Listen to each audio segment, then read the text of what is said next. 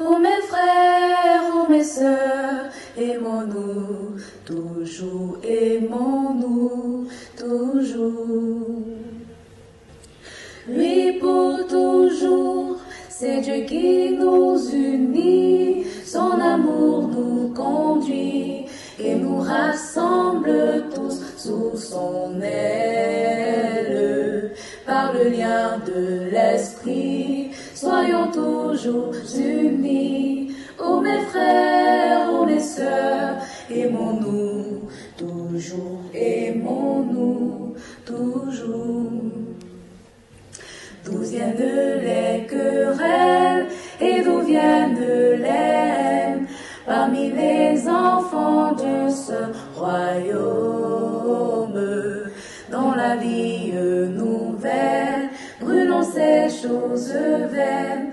Oh mes frères, oh mes sœurs, aimons-nous, toujours aimons-nous, toujours.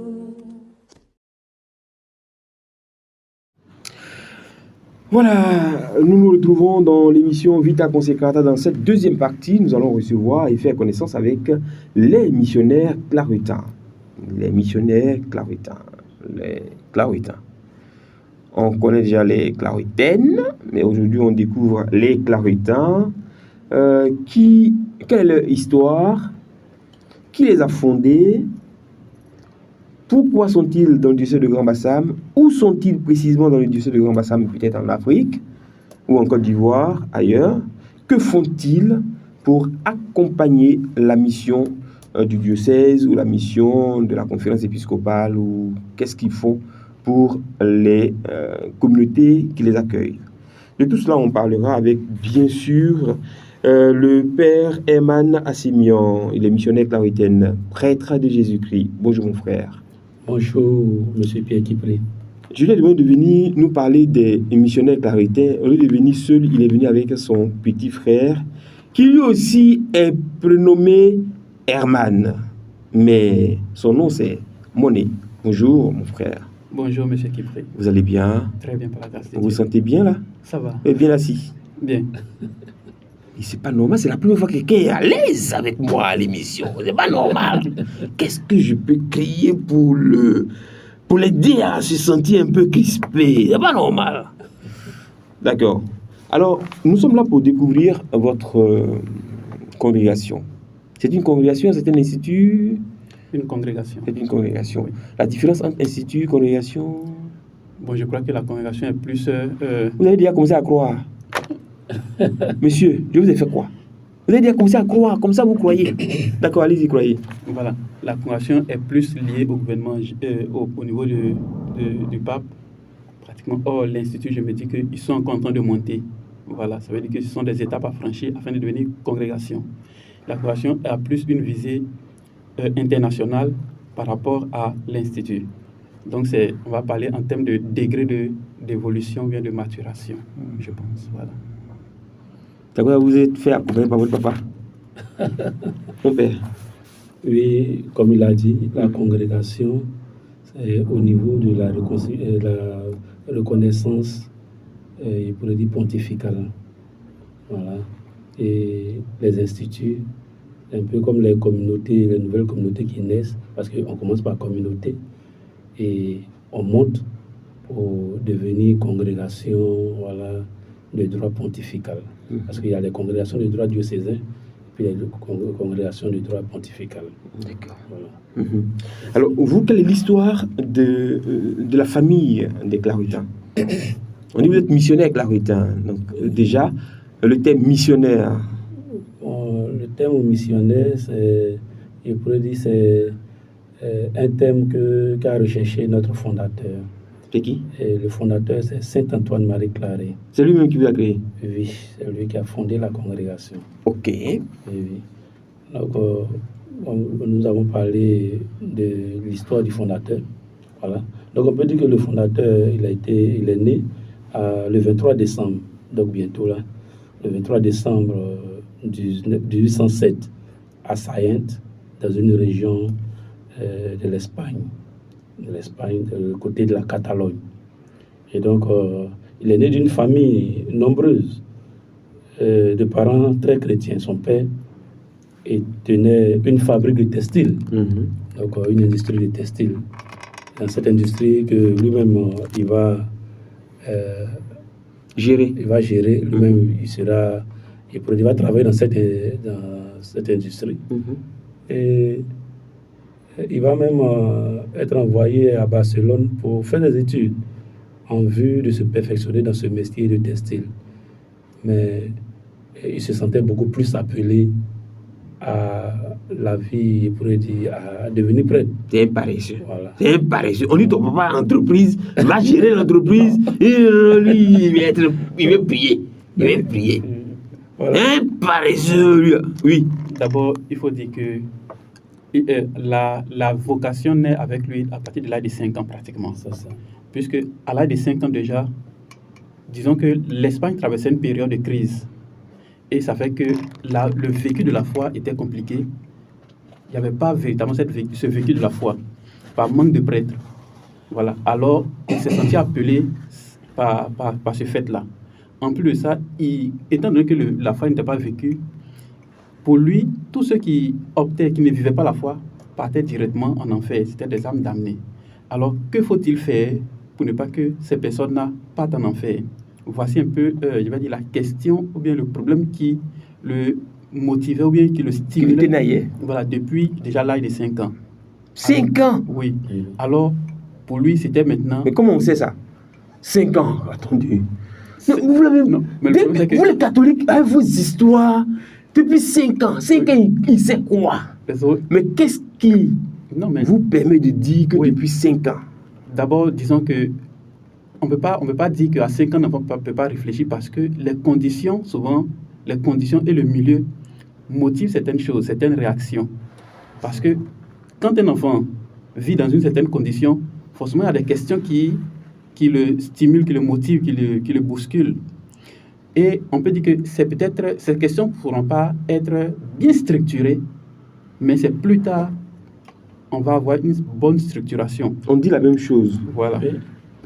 Frère Monet, oui. Mon enfant, je l'observe. Voilà. Mon petit enfant, je l'observe. À 5 ans, il sort une chanson. J'écris, je donne à un artiste qui est son aîné. C'est l'air de Guy Roger, Guy Christ Israël. Je prends le chant et je donne à Guy Christ Israël. L'enfant a 5 ans. Oui. L'enfant ne sait même pas qu'il a écrit un chant. Oui.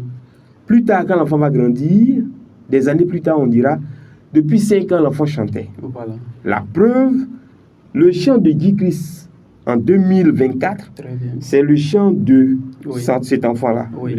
Moi, je veux des preuves. En communication, on veut des preuves. Donc, dites-moi, à 5 ans, il a dit, et puis tel est devenu, mon cher. Voilà. Il a dit quelque chose, certainement, on va dire que certainement, il n'a pas la connaissance de cela, vraiment. Mais on va dire que c'est, comme vous venez de le dire, certainement, c'est une relecture de sa vie qu'il fera après. Avec ses parents peut-être. Avec ses parents peut-être. Mais ce que nous sommes il est en train de dire, c'est que lui-même, il a écrit ça dans son autobiographie. Voilà, donc à l'âge de 5 ans déjà, il avait cette pensée véritablement pour les enfants, pour le salut des âmes. Le salut des âmes, et c'est tout ce qui va le conduire à véritablement réfléchir et pousser vraiment sa spiritualité, sa dévotion. Voilà. Peut-être que tous ceux qui sont autour de lui sont devenus prêtres, on dirait. Bon, disons que dans sa famille, il a été le seul prêtre. Voilà. Il y a eu aussi une religieuse. Mais dit que tous ceux qui étaient autour de lui... Non, mais il a aidé... Oui, c'est pas lui. Il a aidé des gens plus tard. Puisque lui-même, après... prêtre, il est devenu archevêque. Oui. Donc, pratiquement, il a aidé des gens à peut-être découvrir la vocation. Mais disons, parce que quand on dit tous ceux qui étaient autour de lui, je dirais non. Parce que son histoire à Barcelone montre que pas tous, puisqu'il y a eu un prisonnier autour de lui avec qui il a... quelqu'un avec qui il a travaillé, mais la personne s'est retrouvée en prison. Voilà. Vous pensez que c'est un échec? Pour qui? Pour lui? Non, lui, il était encore aux études. Oui, d'accord. Voilà, il était encore aux études dans le processus de se perfectionner dans le métier du textile. Ah, finalement, ce n'était pas un paresseux? Non, il est allé à Barcelone pour se perfectionner dans le textile. L'ambition de son père, c'était de faire de lui un maître du textile. C'est quelqu'un qui maîtrise la broderie, le métier du textile. Et il s'est vraiment perfectionné. Donc, l'ambition de son père, c'était de prendre la relève de l'entreprise. Oui.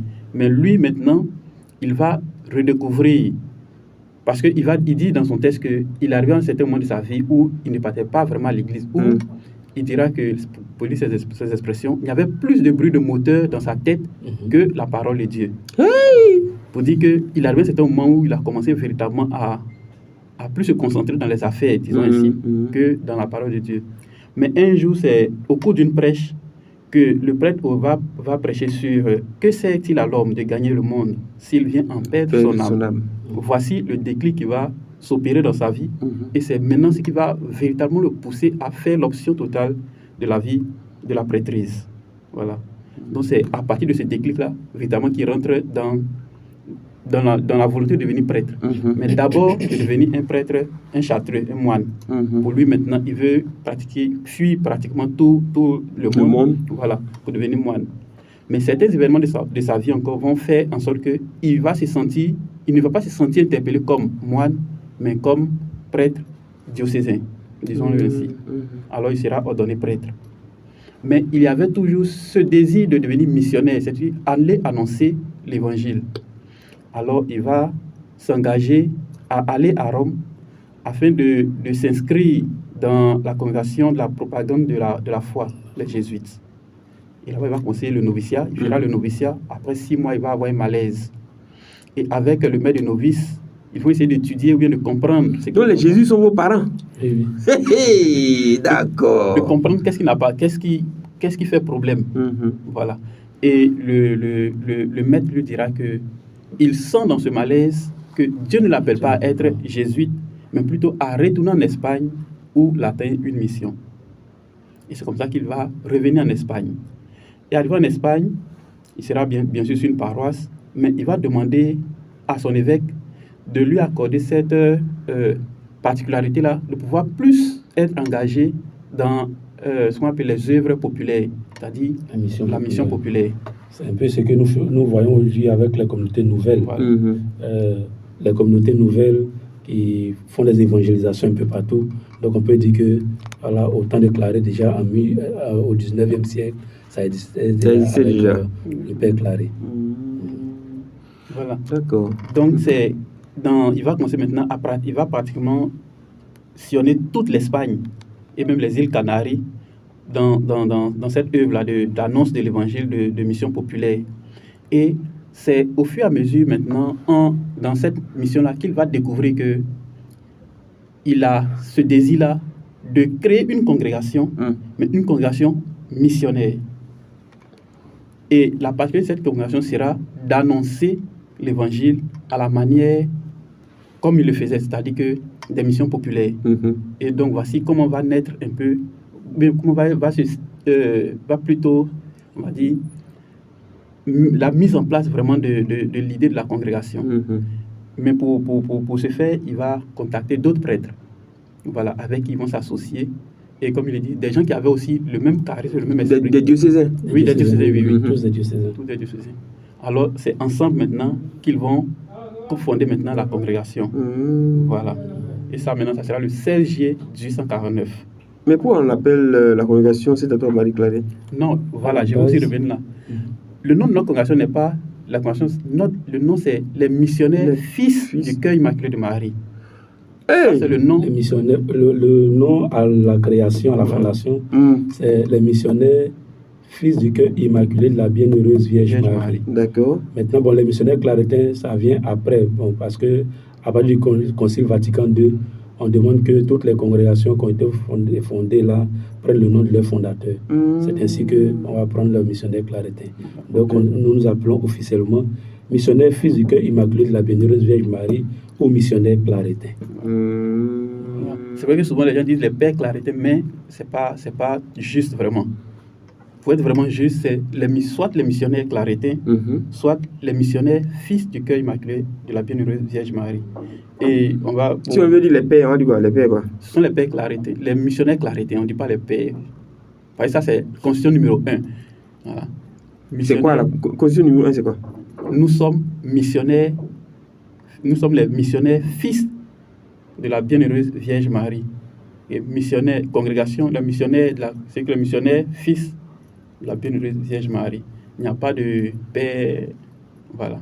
Vous m'avez laissé vous présenter jusqu'à... On arrive à 7 heures de l'émission. Vous me dites, vous n'êtes pas les pères clarétains. Voilà. Puisque le problème, c'est que les gens, souvent, on confondent. Mais il faut à chaque fois peut-être... Mais vous m'avez laissé confondre avant de me dire maintenant que vous n'êtes plus les pères clarétains, vous êtes les missionnaires clarétains. Non, le problème, c'est que on est déjà... Oui, je n'ai pas dit non, les pères clarétains. Nous sommes des prêtres. Pour l'instant, nous sommes des prêtres tous en Côte d'Ivoire ici. Voilà. D'accord. Voilà. Parce qu'on ne le dit pas parce qu'au sein, comme il a dit au départ, on a aussi des frères dans la congrégation. Alors, si on dit les prêtres clarétains, que faisons-nous des frères qui sont aussi clarétains, mais qui ne sont pas prêtres? Oui, mais bon. Si j'ai en face de moi le frère Herman, Oui. qui est prêtre de Jésus-Christ, Oui. donc le père Herman, Oui. c'est un prêtre clarétain. Oui. C'est faux? C'est ça. Si j'ai en face de moi le frère, regardez-moi les trucs comme ça, le frère Monet Herman, qui lui est religieux claretin, c'est un frère claretin. C'est ça. Je fais quoi? Allez. Non. Non, nous ne condamnons pas les personnes, nous ne condamnons pas pour notre appellation. Mais il arrive certains qui confondent les prêtres et les religieux. Comme nous sommes en train de présenter, il faut présenter ce qui est vraiment juste. C'est vrai qu'il y a aussi, on accepte tout, mais dans la présentation, mieux vous présenter ce qui est juste. Voilà. Et vous faites bien de rappeler que dans votre constitution, l'article 1 parle de l'identité clarétaine. Voilà, du missionnaire clarétain. Donc vous êtes les missionnaires clarétains. Ou les missionnaires fils de la Bienheureuse Vierge Marie. L'abrégé, c'est CMF. D'accord. Voilà. Au sein de la CMF, j'en prends en même temps, il faut qu'on s'habitue. D'accord. Il y a des religieux, oui. Il y a des prêtres. Oui. Les prêtres, on le sait, comme tous les autres prêtres. Oui. Mais les religieux, comment quelqu'un peut décider d'être simplement religieux clarétain? Bon, déjà, il faut partir, c'est un appel. C'est un appel. Ça dépend de ce que tu ressens au plus profond de toi-même comme appel. Donc, tout part de là. Donc, une fois que tu frappes à la porte de la congrégation, déjà tu écris. Moi, je viens non pour être prêtre, mais je veux devenir simplement religieux de cette congrégation. Voilà. Et puis, on prend acte, on prend note. Celui-ci qui veut devenir prêtre, il dit, bon, moi, je viens pour devenir prêtre. Et aussi, on prend acte. Okay. Donc, ça dépend du choix, de l'appel de tout un chacun. Ok, voilà. Super. Alors, quel est le charisme de la congrégation des Claretins? Oui. Bon, notre charisme, c'est auditeur et serviteur de la parole. Hey! C'est-à-dire la radio ici, là. Vous êtes mes auditeurs.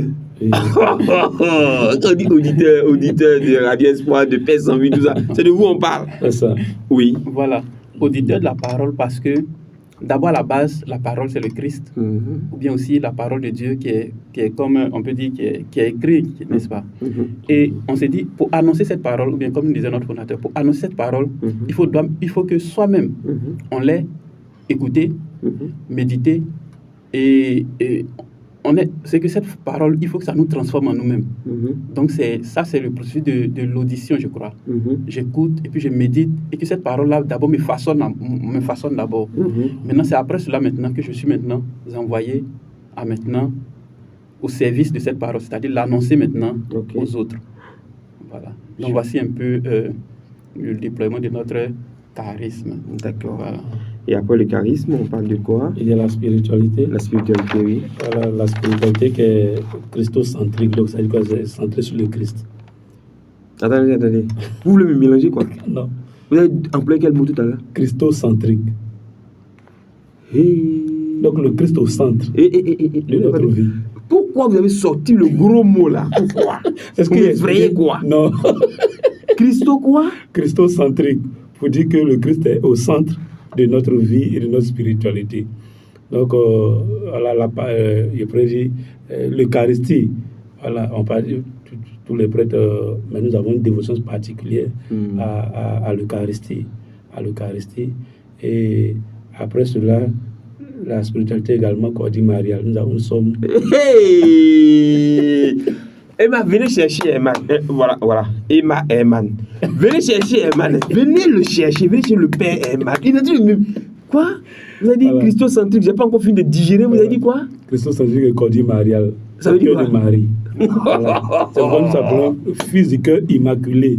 Fils du cœur immaculé. Donc nous avons notre spiritualité, c'est sur le cœur de Marie. Là, prend sa source dans le cœur de Marie. Cordi Marial. Voilà, Cordi Marial. Vous qui ne connaissez pas l'église catholique et puis vous êtes là, vous dites Christocentrique. Voilà, Cordi Marial. Regardez les mots, comment les mots sont versés dans le vocabulaire, le jargon catholique. Hey, Cordi Marial. D'accord. Donc vous êtes christocentré, vous êtes centré sur le Christ et puis sur le cœur immaculé de la Vierge Marie. D'accord. Et ensuite, quels sont les signes? Comment on reconnaît un frère claretin ou un prêtre claretin, un missionnaire claretin? Il faudrait dire à la base, le fondateur n'a pas pris de tenue particulière. Et il a demandé qu'on se mette dans la tenue ecclésiastique qui est la soutane. Donc ça veut dire que le frère ou bien le prêtre revêt la soutane, se revêt de la soutane. Selon le diocèse dans lequel vous êtes. Selon le diocèse dans lequel nous sommes.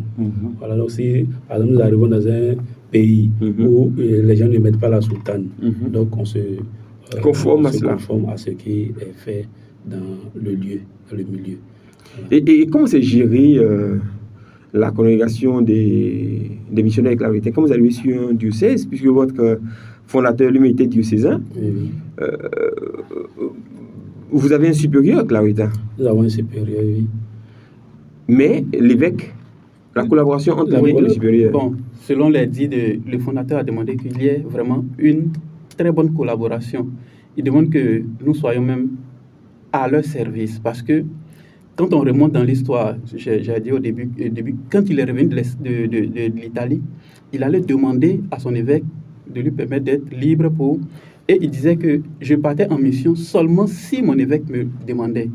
Et je ne partais pas là où je voulais, mais je voulais que ce soit mon évêque qui m'autorise. Même quand un évêque me demande, je lui demandais toujours de se référer à mon évêque. Donc pour dire que il a voulu que le missionnaire claritain ait vraiment cette collaboration et respect vraiment voué à son évêque. Donc c'est toujours dans cette dynamique que nous essayons d'évoluer dans le diocèse là où nous sommes. Donc vous êtes presque des diocésains en fait? Non, pas des diocésains. Nous ne sommes pas des diocésains. Je sais que vous n'êtes pas des diocésains, mais vous êtes presque des diocésains. Nous sommes nés d'un diocésain. Oui, d'un diocésain. Voilà. Et vous respectez à la lettre vraiment les mots de l'évêque. Pour que nous arrivions dans un diocèse, c'est à la demande de l'évêque. C'est vrai qu'il y a des démarches qui sont faites, mais c'est l'évêque qui écrit au supérieur et ces derniers viennent s'installer dans son diocèse. Voilà. Par exemple, il dit que nous avons besoin de missionnaires claritains dans le diocèse de Grand Bassam. Et donc, nous prenons acte et puis les supérieurs envoient des missionnaires à la disposition de l'évêque qui vont travailler en collaboration avec lui. Du coup, vous êtes arrivé dans le diocèse de Grand Bassam à la demande du premier évêque fondateur de ce diocèse. Oui. Parce que nous sommes ici, nous sommes installés en 90, en Côte d'Ivoire. En Côte d'Ivoire en 90. C'était Akishi. C'était Joseph Akishi qui était là. Et nous sommes installés directement sur la paroisse Saint-Jean-Marie-Vianney de Vrédicité. Avec quelle mission? Avec quel ordre de mission?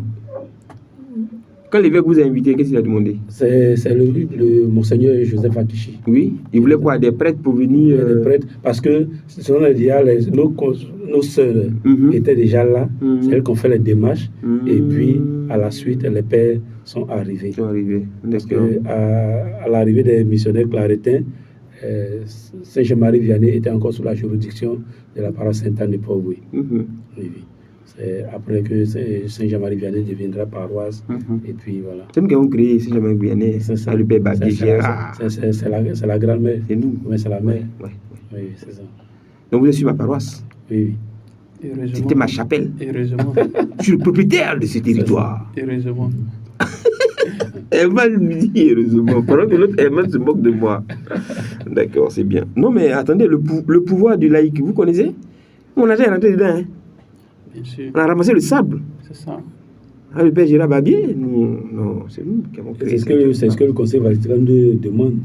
Que le laïc soit conscient de son rôle. De son rôle, c'est ça. D'accord.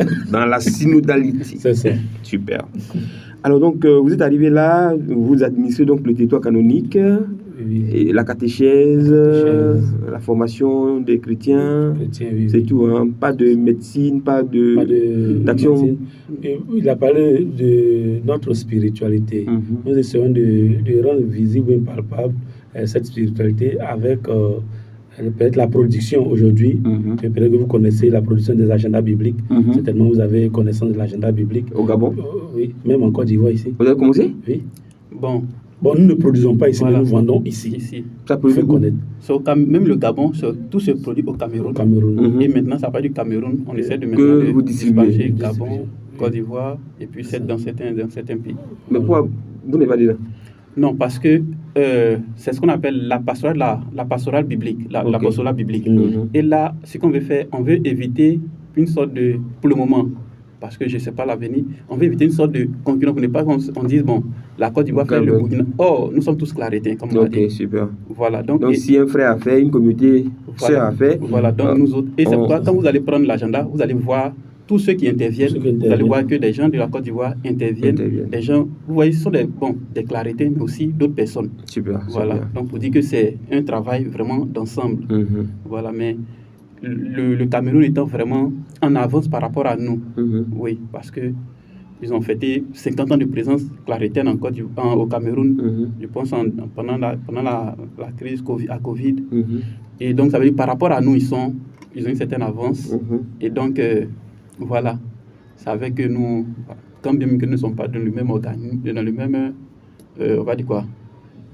Sur le même territoire. Voilà, mais on essaie de toujours travailler ensemble. Ensemble, la synergie. Voilà, nous ne sommes pas dans le même organisme majeur, mais on travaille ensemble. Voilà. Organisme majeur. Oui, le Cameroun est une délégation à part entière, la délégation indépendante du Cameroun. Mais la Côte d'Ivoire, c'est la délégation Saint-Jean-Paul II qui sort de la province de la Pologne. Voilà, donc c'est pourquoi les premiers prêtres à venir s'installer en Côte d'Ivoire sont les Polonais. Voilà, c'est de la province de la Pologne qu'on envoie des prêtres pour la mission en Côte d'Ivoire. Oui, si. Voilà. Alors maintenant, en Côte d'Ivoire, nous sommes dans 4 diocèses. Voilà. Dans le diocèse de Bassam, le diocèse d'Agboville, le diocèse d'Aloa et puis le diocèse de San Pedro. Ouais, d'accord, super, c'est bien. Vous gagnez du terrain. Vous êtes vraiment missionnaire. C'est-à-dire que vous avez conquis des cœurs d'évêques. Oui, nous travaillons. Comment vous faites? Bon, c'est la Vierge Marie, le cœur immaculé de la Vierge Marie qui vous précède dans le cœur de vos parents évêques. Et puis voilà, le travail qui est fait sur place, voilà, quand c'est bien fait. Quand c'est bien fait, d'autres. C'est ordonné au Christ. Voilà. J'aime bien l'humilité de ces deux Herman au carré que sœur Emma Elise m'a donné d'avoir pour achever cette émission après avoir reçu donc en fait après avoir parlé des hommes et des femmes appelés à une vie communautaire. Merci messieurs d'être passés nous voir. Bon vent à vous et puis est-ce que vous êtes ivoirien vous? Oui, nous sommes des Ivoiriens. Il y a combien d'Ivoiriens chez les Claritains aujourd'hui? Waouh! Aujourd'hui, une vingtaine. Mais c'était compliqué au départ. Hein? Oui, au départ c'était compliqué. On dit les Claritains sont à Vridi, mais qui peut aller là-bas? Le gars il parle français. C'est polonais, il parle, c'est français, il parle. C'est yes! Bon, il y a une chose que quand même je veux signifier. Allez-y. Quand il a présenté la présence des Claritains en Côte d'Ivoire, il faut dire que la délégation de la Côte d'Ivoire, nous sommes représentants dans 2 pays, la Côte d'Ivoire et le Burkina Faso. Voilà. Et donc nous avons, comme il a dit, 4 missions ici en Côte d'Ivoire et 2 missions au Burkina. D'accord. Voilà, mais au sein, comme vous avez demandé, nos origines, mais au sein de la délégation de la délégation Saint-Jean-Paul II, nous avons des Ivoiriens, des Burkinabés, des Togolais et des Béninois. Ok, d'accord. Voilà, donc pratiquement. Donc bientôt vous allez ouvrir au Bénin Bon, tout avec la grâce de Dieu. Avec la grâce de Dieu. Vous attendez qu'un évêque vous invite. Voilà. Mais moi, je connais des évêques. Venez me voir, je vais écrire. On vous convoque tout de suite. C'est ça. D'accord, en tout cas, merci beaucoup. Et puis, on continue de prier pour que vous puissiez gagner du terrain en Afrique et dans le cœur des chrétiens. Merci pour le travail qui est fait. Merci. Voilà. Que Dieu vous bénisse. Amen. Mais ne nous arrachez plus nos curés. Quand ils sont habitués à la Radio Espoir, vous les prenez, vous les envoyez en mission. C'est quoi cette histoire de missionnaire? Nous sommes missionnaires à Vous la êtes base. missionnaire à la base. Missionnaires et somos. Vous savez que quand c'est comme ça, là, on a du mal maintenant à s'attacher aux missionnaires, hein, parce que quand vous partez en mission. On doit être prêt pour ça, puisque déjà c'est ça à la base. À la base, nous sommes Alors missionnaires. comment est-ce que vous comprenez cette mission-là? Je veux dire que si vous êtes avec nous, Père Emad, et qu'on fait une émission avec vous, qu'on vous affecte à Boisflé, par exemple, D'accord. est-ce qu'on peut continuer de faire les émissions? Il n'y a pas de souci, il suffit seulement de faire le programme. Hmm. Ou bien même si je ne suis pas disponible, les confrères viendront pour assurer cette tâche. Vous êtes sûr, est-ce que vous dites là? Oui. Mais Est-ce aussi qu'il a un poids, lui, là, quand il Non, parle, est-ce qu'il est avec supérieur? aujourd'hui l'évolution de l'outil informatique, je pense que c'est possible. Oui, c'est possible, Voilà. Donc, mais je ne sais pas pourquoi est-ce que les prêtres donc c'est ont toujours du possible. mal à par exemple, un prêtre qui était ici, qu'on a fait à Daloa ou à Boisflé, on lui demande de faire émission, non, il est réticent parce qu'on va dire qu'il n'est pas vraiment parti d'Abidjan. Bon, là, je pense que là, c'est à chacun de pouvoir, sinon, je pense avec aujourd'hui le développement de l'outil informatique, c'est possible de le faire. On a vu avec la Covid, comment est-ce que les C'est réunions... la génération Y, hein. C'est ça. C'est les... Ils vont vite. Donc, D'accord. pour dire que voilà, C'est possible. voilà, c'est possible. Il faut leur dire ça. C'est faut leur faire une possible, mais conférence. Il faut toujours aussi avoir le truc, le cutus de ton supérieur. C'est ça aussi. C'est ça. Et si le supérieur n'est pas NTIC, Non, généralement, chez nous, il n'y a pas de souci. il n'y a pas de souci. Oui. Merci, messieurs, d'être passés nous voir. Et puis, au revoir. Bonne nuit à toutes et à tous. Vita Consecrata, aujourd'hui, c'est terminé. Au revoir. Oh mes frères, oh mes sœurs, aimons-nous, toujours aimons-nous, toujours. Lui pour toujours, c'est Dieu qui nous unit, son amour nous conduit et nous rassemble tous sous son aile. Par le lien de l'esprit, soyons toujours unis. Oh mes frères, oh mes sœurs, aimons-nous, toujours aimons-nous, toujours. D'où viennent les querelles et d'où viennent les haines parmi les enfants de ce royaume? Dans la vie nouvelle, brûlons ces choses vaines. Oh mes frères, oh mes sœurs, aimons-nous, toujours aimons-nous, toujours.